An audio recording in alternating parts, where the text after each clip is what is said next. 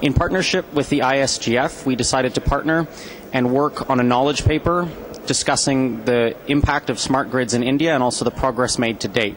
So what we did to start with is look at the global drivers of smart grid and how they applied to India.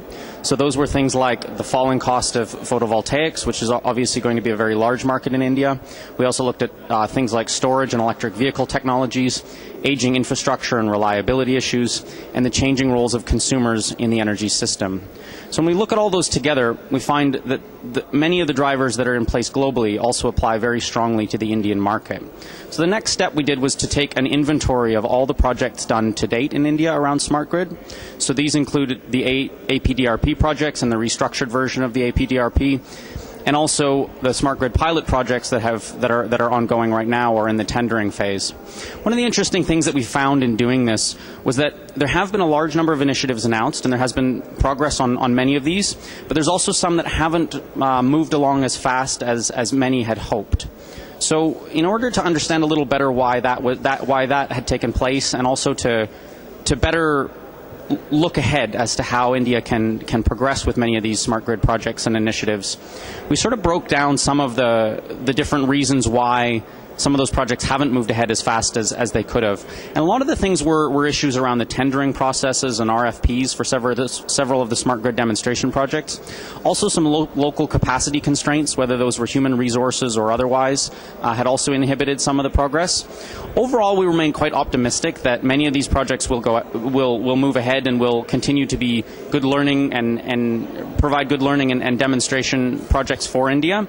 But it was instructive to look first at why maybe some of the progress to date hasn't been as fast as had initially been hoped.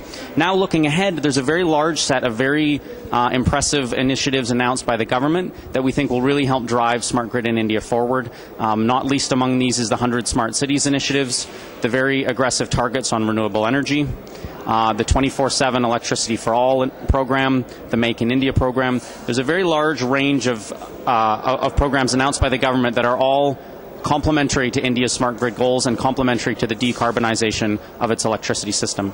Historically, when we looked at the cost of several renewable energy technologies, and this is a lot of work that my company, Bloomberg New Energy Finance, does, we track how costs are changing over time and how volumes are scaling up in different parts of the world.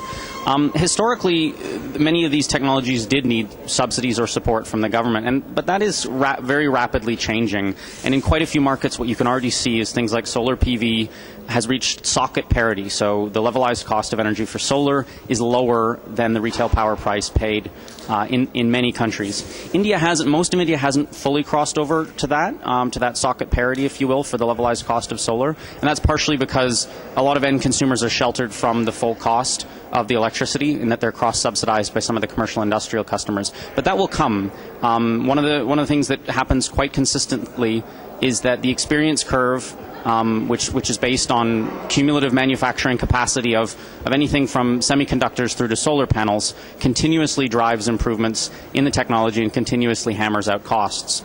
So while India's goals of providing electricity access for all may seem to some to point towards the idea that they need to pursue traditional carbon-based forms of electricity, our position would be that is not entirely the way things will progress, and that solar power will play a very large role in contributing to energy access in India as those costs continue to come down. And most of the growth, indeed, when we look much further out, will come from solar.